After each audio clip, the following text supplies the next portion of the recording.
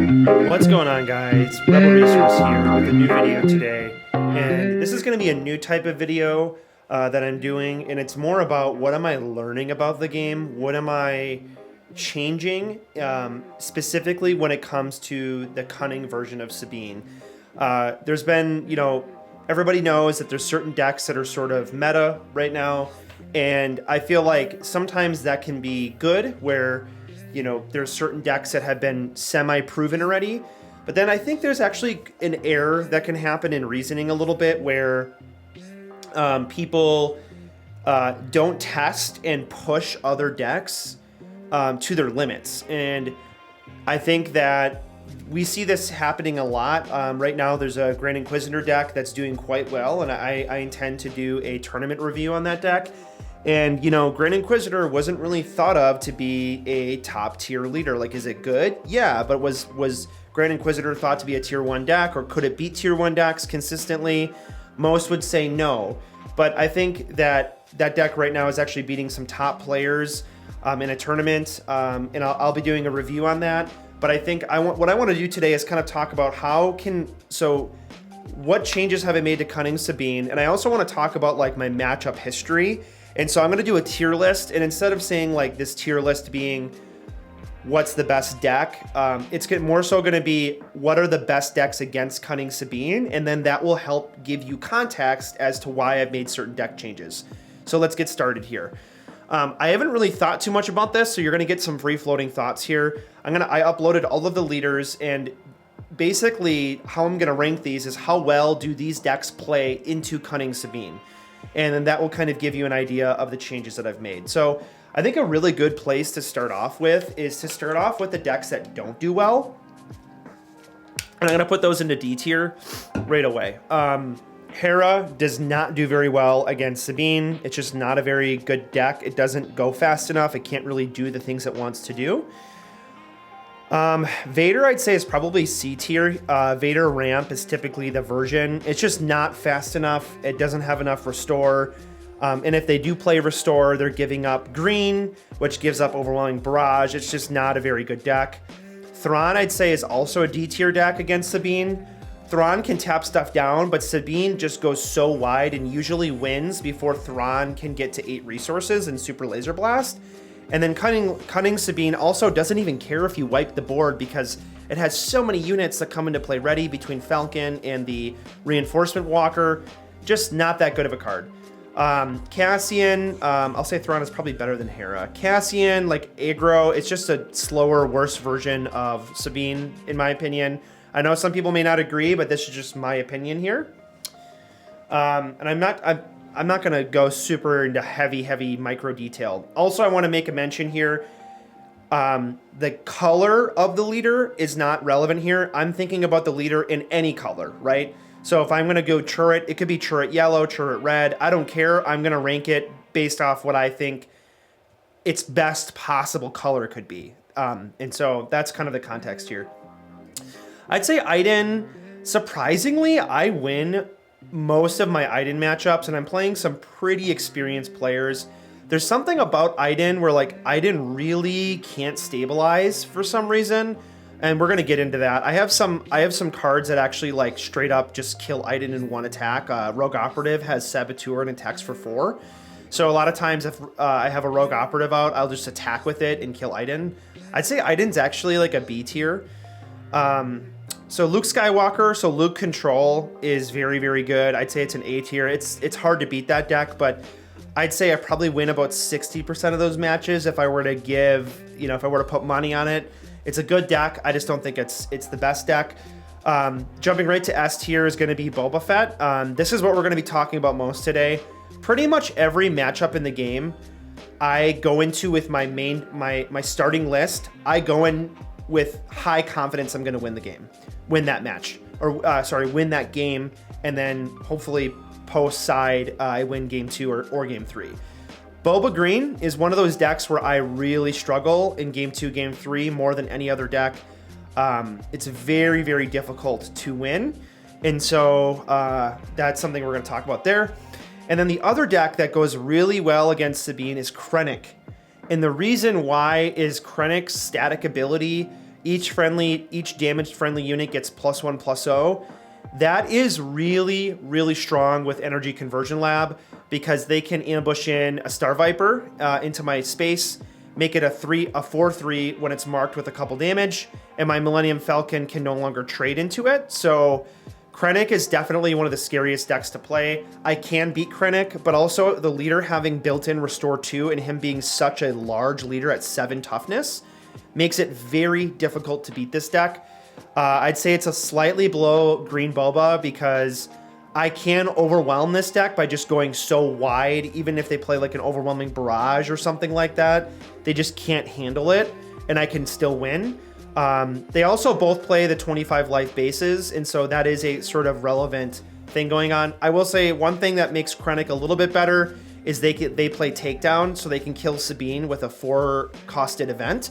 Boba Fett doesn't have anything that can cleanly kill Sabine with 1 card. They usually have to string cards together, where Krennic just has a from-hand card that straight up just deletes my leader unit, and that's really hard. Leia, Envert's Leia list, it's kind of like, I think I'm edging like 60%, he can win 40%.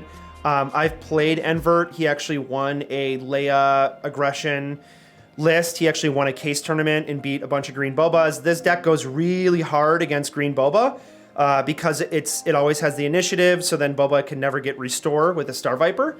But Leia is, I'm just a faster deck. I hate to say it, and they also play the 25 life base. Same thing with Sabine. I'm actually going to put Green Sabine at B tier. I consider Cunning Sabine, you know, it's a 50-50, right? Actually, you know what? I'm going to move Leia down here, actually. I think Green Sabine is the, in my opinion, it got kind of popular early on. It's a budget deck, which is one of the reasons why it's popular. The version that I'm playing is playing more than 3 legendaries. I do think Cunning Sabine is better than Green Sabine. Obviously, if somebody's playing exact copy list into me, then it's a 50-50, right? It's like whoever draws better and makes better decisions. But I will say I do think Green Sabine loses to my deck because I'm playing the 30 life base.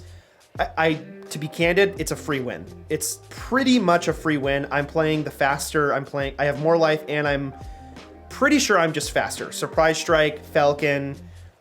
I got more stuff that comes in ready early. I'm just going to win. So that's my opinion there. They can still win, obviously, with a Rebel Assault and a Wing Leader if they get the God Hand, but anyone can win any game with a God Hand, so we don't count those when we're talking about, you know, probabilities here. You don't account for outliers. All right, so Jin is a pretty bad deck. I'm going to put her at D tier. I love Jin as a leader. It's just not good against Cunning Sabine. I think she's probably better than Hera, though, because she gets access to double Cunning. Tarkin, I'd say, is probably C tier. Maybe slightly better than Vader because it comes out a bit earlier. Yellow Palp is actually quite good against me. I'm going to put that at A tier. It's a pretty good control list that once it stabilizes, it can steal multiple units with Change of Heart, Traitorous, and then using Palpatine's ability. So they have, you know, 7 different effects that can steal my stuff, and that's hard to play around. It's just really tough. The goal is to obviously win before that matters, but yeah, that can be a real thing. Chewie Sentinel is also quite good against me. The green Chewie list that plays Sentinel. It's just super annoying that he can like drop a Sentinel in space whenever he wants. I do play 3 Spec Force and 3 Rogue Operatives, so I have 6 main deck ways to handle that. They don't always play ECL though. They play like the 30 life Hoth. I'd say it's probably better than Palp against me. I don't think this is a great deck necessarily, like is it tier 1, but it's really good against Sabine. IG-88, I'd say, is probably better than Leia. Is it? Yeah, I'd say it's actually better than Green Sabine against me. They usually play Tarkin Town. I will say that if they play the 30 life base, I'm pretty sure I lose the race. And that's what's crazy is IG-88, it's like just instantly loses against a control deck. It's a terrible deck against control. Like an overwhelming barrage just wipes their board. They play a bunch of like 3-1s, just kill everything. They just lose the game on the spot. But because they play this glass cannon deck, they are, I'd say, relatively similar speed as me, with a lot less resiliency. They are usually it's the double red deck that's being played, but I know that a yellow version you get to play Greedo, you get to play Surprise Strikes. That makes it really, really strong. You get to play the Boba Fett unit. Even though I don't even think you want to play that because it's not doing what you want it to do.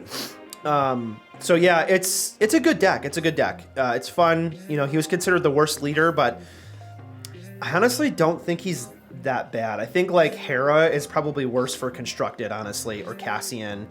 Are there good decks out there? Yes, but I think in general IG-88 is a better deck, but I think against me it's quite good. Maybe I put it at the bottom of A tier. I mean, I've lost a couple games against this deck. It's kind of insane. It basically comes down to if I draw Surprise Strikes because I'm able to push more raw damage. Is it better than Iden though? Oh man, that's so tough. Oh man, they play Aggression, they play Saw Gerrera. It's hard to say, honestly. The fact that I play Millennium Falcon's quite good against this deck because like a lot of times we'll trade units and then if I end the turn with a Falcon, it's just I'm up on damage the whole game. I do play the 30 life base, so I will put it at B tier here. All right, Casino Han and Control Han are very good decks because they can play Traitorous, they can play Ewing Reinforcement and dump a bunch of Sentinels in space. Or, you know, they can play multiple units like Akbar that kill stuff. It's probably better than Palpatine, in my opinion. I think it's better than Chewie. The Casino Han and Control Han lists that are floating around, it's hard to win. I mean, I think I do win majority of the time. Is it better than Luke Control? That's tough. Is it better than Luke Control?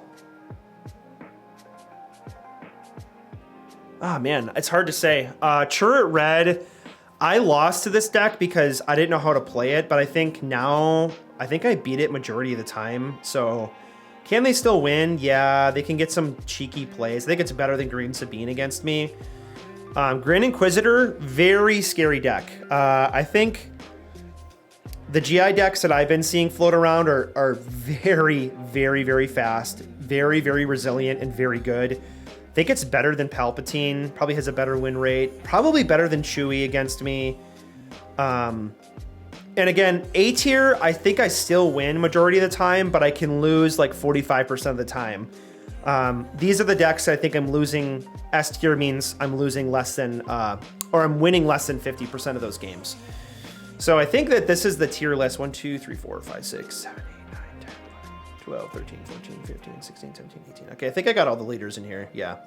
So that is sort of high level. I think what's interesting is Sabine Yellow has a good matchup against, I'd say like a great matchup. B and below is a great matchup. So I'm happy to see Iden. I'm happy to see Vader, Tarkins. I'm happy to see Thrawn. I'm happy to see Chirrut. I'm honestly happy to see Leia and Sabine because because I have the extra 5 life, that alone is enough. But then the Cunning version of Sabine has so many hasty or comes into play ready effects that I just have a leg up. So Falcon, 3 copies of Falcon, it gives you a leg up. You can still lose these games, absolutely. But I think when you analyze like the details and you kind of zoom in deeper and deeper, like, oh, these lists are so similar. But these small differences pretty much make up why you win or lose these matchups.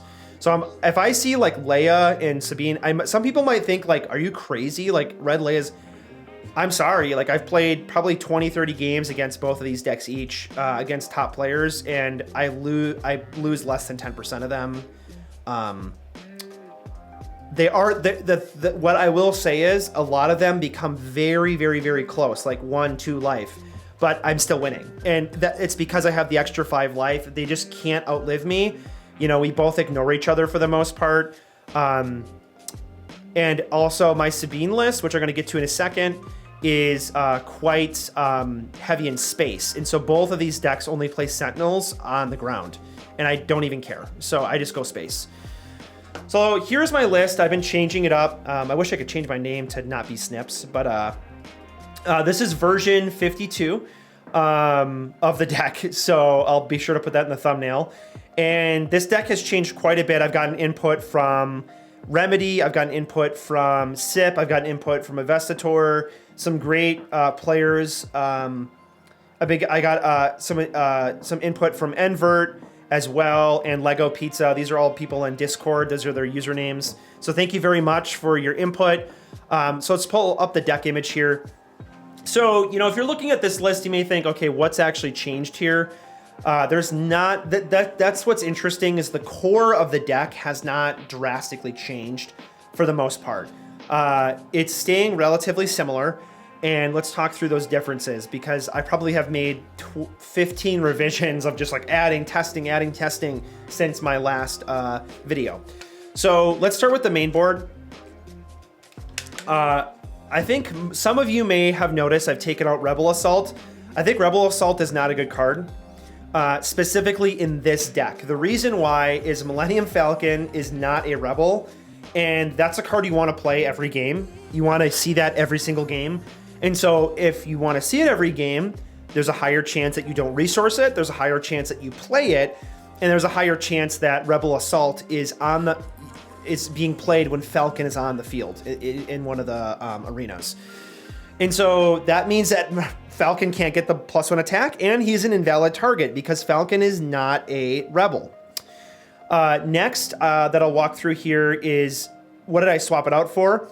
I swapped it out for Heroic Sacrifice. The reason why, it's a heroism card, so that helps for a cause I believe in, and it adds 2 damage, and it makes you sacrifice a unit. So in a vacuum, that's pretty good because it helps me draw a card, which helps me dig deeper. What I want to do with this deck is I do want to dig deeper because I need to continue to dig for one card in particular. I want to see it against every matchup, so I have the option. It's for a cause I believe in.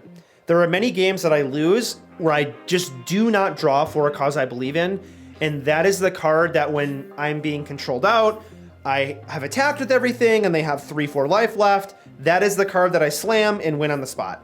Happens more times than I can count. I'd say 30, 40, 50% of my games are just straight up won by slamming a for a cause. It's, you know, there's no counter spells in this game, so when you play a card, it's probably GG. I'm only playing 5 off aspect, so I'm playing 3 surprise strike, 1 sneak attack, and 1 Greedo. That means that 10% of my deck is not heroism, but usually before I play this, I look at my discard, I look at my hand, I look at my resource cards, and I calculate the odds. And a lot of times I've already maybe resourced a surprise strike, played a surprise strike, and maybe even played 1 Greedo or something like that. So the odds of hitting a yellow card are like 3%, 2%. And so that does happen quite a bit. Also, for a cause can fix your next draw, and it can, when you play for a cause, you can then string it together. So like maybe you reveal 4 cards, and the 4th card you revealed is another for a cause. You discard the other 3, you put that for a cause on top, you draw it again, play it again, and then you can get in for 8 damage. And then if you combo that with Sabine's ability, ping for a cause, take initiative, ping for a cause, that's 10 damage, and there's nothing they can do about it. There's no way they could have stopped it. There's nothing they can do for the most part. So you want to be able to dig for that card specifically. And also keep in mind, the reason why I'm not playing certain cards, I've thought about it. Any card that's not a heroism card is greatly scrutinized before it's put into the deck because it really screws up for a cause I believe in. It throws off the odds of showing heroism cards. Okay, changes. I took out 1 Greedo and I put in 1 sneak attack. The reason being, I think a couple people, I want to shout out Tower Number 9 on YouTube, helped talk to me through this and showed me this. Greedo is very, very good, but there's a lot of matchups where Greedo can get 2 for 1, and that matchup is the green bubble list. So for example, if I'm first, I play Leia for 2 on tap a resource, they play a Greedo, and then I play my Greedo. So on their turn, you know, they take the initiative, they attack with Greedo, kill my Greedo, and then they reveal a card, and it's an event, they kill Leia. They 2 for 1 me. And so Greedo is very, very good, but he's very, very bad when you don't want to see him. And a lot of times when you resource, you don't know if your opponent has a Greedo. And Greedo is like one of the most played 1-drops in the game right now. So allergies. Gotta drink that water. So I'll say I went down 1 Greedo and a sneak attack. So the reason I went up a sneak attack, and I may even play more. This card was first spoiled. I was crazy about it. Then when I thought about it and talked about it, the card sucks. I was like, oh, this card's horrible. But as I've thought about it, this is not a card you play early. It's similar to For a Cause I Believe In. It's a card you play as a finisher. So let me talk through a couple of scenarios here. Late game, also you can play sneak attack mid game. There's some reasons why you'd want to do that. For example, mid game you play sneak attack on turn 3. So you play sneak attack, you play K2 for 1 resource because it reduces its cost by 3, and then you play a heroic sacrifice on K2. So that's 4, 5, 6, 7, 8, 9 damage, and you get to draw a card. That's 9 damage. And against decks like Green Boba, they don't really have a ton of restore. And so getting in all of that raw damage, really just like, whoa, you just took out 40, 50% of my life total in 1 attack. That is very strong because this deck is, by the time that turn has come, you've probably already gotten in for 3, 4 damage. So, and then you get to deploy Sabine. So you're getting them on turn 3 to 16 damage. And that is not uncommon. So you might be thinking, well, you're dumping your hand, right? Absolutely. That's totally fine in this deck because you want to be winning by turn 5, 6, 7. No, turn 5 and 6 is the turn. So the 6 resource turn and the 7 resource turn, you want to win on those turns. If you can win earlier or if they can scoop earlier, then great. But ideally, with the way the meta is, you want to win on those turns. So it's very, very good. What else here? So late game sneak attack allows you to do a couple things. One, it allows you to play another For a Cause. So what do I mean by that? So For a Cause is an event that when you play it, it does unconditional damage to your opponent's base. And sneak attack can do the same thing with the right circumstances. If your opponent has no sentinels and you play sneak attack and you play a fleet lieutenant, that fleet lieutenant can target itself and attack for 5 damage to base. Most of the time on turn 5 or turn 6, that is lethal. You're just winning the game with 1 action because all of that happens in 1 action. Where sneak attack is really bad is you play sneak attack and you play a K2, for example, and then they waylay it. That is really bad. But when you sneak attack a fleet lieutenant, there is no chance for your opponent to intervene. You just do unconditional 5 damage to base. And a lot of times that sequencing, Bubba Green can stabilize against you, or Krennic can stabilize against you, and getting in for just 5 unconditional damage is often game over. And I'm actually playing sneak attack more so for Green Boba and not so much for Krennic because of how strong it is. So now because I'm playing sneak attack, I decided to take out a, what did I do here for that? I decided to take out 1 General Dodonna and add a 6-drop because sneak attack does allow you to play cards a turn early. And so that basically aligns with aggro style strategies. So Black 1 is a insane card. And in my opinion, I think Black 1 is probably the most underrated legendary right now. I've played it against a lot of top players, and every time I play it, they're like, what in the heck did you just do? And so let me talk through this. So you can play Black 1 as a 6-drop just fine, just like your Gorilla Attack Pod. So Black 1 does something different than the Attack Pod. The Attack Pod goes in for raw damage, but there's a lot of circumstances where you don't want to go into ground because they have a Steadfast Battalion that can attack in for 7 and kill the Attack Pod. Or you... let's see. Or an Attack Pod just isn't good enough, right? Attacking in for 4 with it being readied. Sometimes against these aggressive restore decks on turn 5, they're at like 14 life. And so the Attack Pod doesn't come into play ready. That's not a good card anymore. If Attack Pod does not come into play ready, this is a draft common. It's so bad. If it comes into play ready, it's a top tier card. So that's really tough. This card is really, really good when it's good, and it's bad when it's bad. Like playing this as a 4/6 tapped and wiping out all your resources is not what you want to do in Sabine, because you're not getting any value out of that card. And black 1 does the same thing if you play it for 6, but it does something when you play it. It has an effect when it's defeated and when it's played. And it's a space unit, so flexibility between playing a 4-power card in ground, playing a 4-power card in space. 4/4 is a very strong stat line, but what is black 1 doing for me? So if you sneak attack it in, that's great. You get it out a turn early and you get in for 4 damage, maybe even 6 with Heroic Sacrifice. But what black 1 does is that when it's played, you have to discard your hand. And if you do, you may discard your hand. If you do, draw 3 cards. What am I looking for? I'm looking for a cause. I need a way to dig deeper into the deck, and I need a way to find the answer to win the match I'm playing. And what's crazy about sneak attack is it defeats it. So if I attack in for 4 with black 1 and I don't like the 3 cards that I got, discard them again when sneak attack has to resolve its regroup phase at the start of the regroup phase, and draw 3 more. So it digs potentially 6 cards into my deck.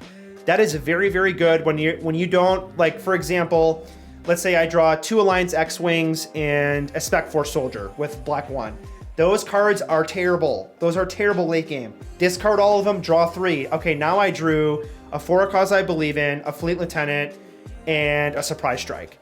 That might be what I want to see, right? Because now, or I might even draw 2 For a Cause and be able to play 8 unconditional damage. All right, so I hope I made my case. I think Sneak Attack's a very strong card. It's really good. It's a flexible card. You can play it early. You know, it's really, really good to play a K2 and then attack in with it with a Heroic Sacrifice. You get to draw a card and you're getting in for 9 damage. You can also late game Sneak Attack in a Rogue Operative, and it has Saboteur, so if your opponent has a bunch of Sentinels out and they have a bunch of Sentinels and you can't get in, guess what? Rogue Operative gets in for 4, and what's really nice about Sneak Attack, if you play it later in the game on a Rogue Operative and they have no way to answer it, you can Sneak Attack, play your Rogue Operative, Surprise Strike the Rogue Operative, attack for 7 Saboteur, that's often game over. There's just a lot of really strong things you can do. What I really like to do as well is like a Sneak Attack in a Dodonna. So if they don't have a way to answer Dodonna, Dodonna has immediate impact when he's played. He pumps your entire board. And so you're giving Sabine, you're giving your space, you're giving your Sabine Wren unit, you're giving Alliance X-Wing, Red 3, you're giving all those units +1 attack. That's a ton of aggression, and you're able to just like smash face, very, very good. Like, honestly, I would probably Sneak Attack a Dodonna and a Greedo.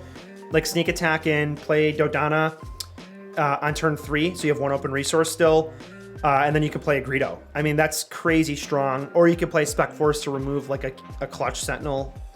Anyways, the last change I made to the deck here is what did I remove here? I removed 1 Lothal Insurgent and moved it to the sideboard. So Lothal Insurgent's actually kind of a weird card. It's really good against these green heroism decks because they play the Battlefield Marine, that 3/3 vanilla. But Lothal Insurgent is a 3/2. So we trade. They can't attack in. If I play Sabine Wren, they can attack into Sabine Wren, kill it, mark 2 damage on their Battlefield Marine, and I'm down a unit. That's not good. Which is why I typically go space against those decks, because I'm playing 3 Alliance X-Wings. But, excuse me. Lothal Insurgent, I took 1 out and I put in 1 Spark of Rebellion. So this is what is called a flex slot. So I'm putting an answer against decks I'm putting a main deck answer against decks like Boba, Krennic, Iden. There are certain cards I don't want to see. One of those, the number 1 card in the game I don't want to see is Steadfast Battalion and Overwhelming Barrage. Both of those cards are very good against me in the control matchup. And so Spark of Rebellion can just play that on turn 3, turn 4, take that answer out of their hand before they can even play it. And then game 2, I pull in more Spark of Rebellions. I take out my Greedo, I take out my Spec Force Soldiers if they're not playing any Sentinels. And I will play more hand removal. And I tend to skew more late game when I play those. I'm more willing to trade units against control because black 1, I'll eventually draw it. And I've actually thought about taking out like a disabling Fang Fighter and putting in another black 1, because black 1 is the control killer. When I play that, control is like, whoa, because most of the time control has spent the entire game not attacking my base, but trading off units to slow me down. So usually they're at like, 15, 10 life left, and I'm at like 28 life. And so being able to slam a black one is like I just get to refill my hand and then draw answers, draw more burn, and it just wins me the game. So black one, I think, is one of the most underrated sideboard and main board cards. So I think if you're going to ask me, hey, what do you think should be changed in the future? I might even take out some of those Fang Fighters, one Fang Fighter and maybe like one Wolf for 2 more black ones because it's such a good card. All right. So that is the changes made to the main board. I think that's pretty significant because it does, like, Sneak Attack is such an interesting card because it does sort of alter how you view certain cards that are being played in the deck because you always have the choice of drawing one. The problem with Sneak Attack is you don't want to play too many of them because if you draw multiples of them, it feels really bad, especially like mid-game when you're hoping to draw more answers and you draw more cards that have no effect on the board. And so there's one in the sideboard, and that is for the matchups where I really want to see it against Green Boba. I think I want to see it so I can just go faster, dump my hand. I don't care. I need to win before turn 8. Because at that point, they've stabilized with a massive board. They probably played 2 overwhelming barrages. There's just no way for me to win. And I'm probably dying, honestly, because Green Boba has things like Steadfast Battalion with Overwhelm, where they get to trade into my units, while also trampling damage over to my base. And then, Steadfast Battalion is just such a good card in general. It's a lot of raw damage. So I feel like I need to go faster against those decks. So I have another Sneak Attack specifically for that matchup. I probably take out a Spec Force Soldier because Spec Force Soldier is really bad against Greedo. I probably take out all 3 Spec Force Soldiers and I put in 2 Spark of Rebellions and a Sneak Attack. But that is essentially the evolution of my deck. And this was all started because I lost against SIP, SIP in a tournament. And he's one of the best green Boba players, I'd say probably in the world right now, just based off of the stats that he's been able to put up and the way he thinks about the game. So I've actually, and also shout out to you, Sip, for just like play testing some of this with me. I think that this is the way to go. And I've even considered putting in more black ones into the main board just because of how strong it is. So couple final comments. One thing I want to avoid is transforming this deck into like a mid-range deck, right? I think it's when you start putting in these 6 drops, you kind of have to ask yourself the question, is this a mid-range deck? But it's, as of right now, it's definitely not a mid-range deck. I'm still playing, what is it? Leia's technically a 1-drop, so I'm still playing 7 1-drops. I'm playing 9, 12. I'm playing 12 2-drops units. And then I have a bunch of pump. I have 5 main deck pump effects. I have 3 burn spells. Technically, Fleet Lieutenant's a pump, so I have 8 main deck pump effects. Because technically, like, Fleet Lieutenant's kind of a weird heroic sacrifice in a way. And then Red 3 and Dodonna are also sort of pumped to the board, and Wing Leader's also pumped. So, yeah, it's definitely still an aggro deck. It's got a lot of power modifiers in it. And it's got the burn spells and it's got the late game. So I think where these decks have changed the most is how do they deal with decks once they've been stabilized? Once the other deck stabilizes, can you still win from that position? And right now, the problem Sabine has isn't the early game, it's the late game. And so you want to have cards in your deck that are mediocre, okay to play in the mid game and early game, like Sneak Attack. Like, you could play Sneak Attack on turn 3 and get in with a K2 or get in with a Dodonna. That's not a bad play. But you also want to be able to win the late game with the attack pods, the black ones, and maybe even the Sneak Attack combo with those cards. So if you were to ask me, hey, what else would I would change? What else am I testing? I'm testing the black one. And I'm actually going to start testing multiple Sneak Attacks because that might actually be the answer. That might be what we need to play to consistently go face. The problem is when you start taking out, like maybe I move that Spark of Rebellion to the sideboard and just pull that in against Boba decks. But when you start taking out units, you really throw off your event and unit ratio. And I've seen, like, what am I playing? 3, 6, 7, 8, 9, 10. I'm playing 10 events right now. I'd say 10 to 11 events are the maximum number of events you want to play in a aggro deck, because that's roughly 10 to no, just kidding. That is 20 to 21% events. But there have been times where like I'm top decking with no board, draw 2, and I draw out a Surprise Strike and a Spark of Rebellion. And that feels so bad. I can't tell you how bad that feels. So you want to make sure you're like 10 and under. I feel like 10 events and under is where you want to be.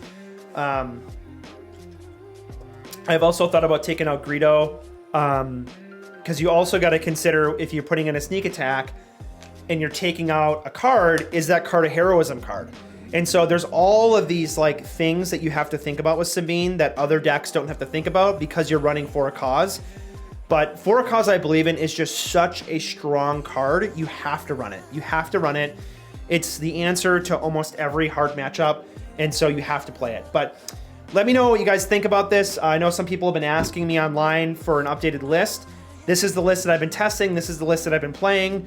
I really like it. It's fun. It's also not super linear. You can do like a lot of really crazy stuff, like draw 3 cards, draw 6 cards. That just feels nuts. Very, very fun to play. So let me know. You guys definitely try this deck out. It's a little bit more cerebral. You know, you do need to think more about, like, you can't just like play a card and attack face. You have to think like, do I resource sneak attack or do I need it, right? It's Spark of Rebellion. It's also a cerebral card. Like, when do you play that card? That is, I've done content on that, so go check out my channel. I think I have like a different Cunning Sabine update. But version 52 of the deck. So let's continue to grow and continue to learn about the game. Definitely like and subscribe down below if you want to see more content like this. Thank you.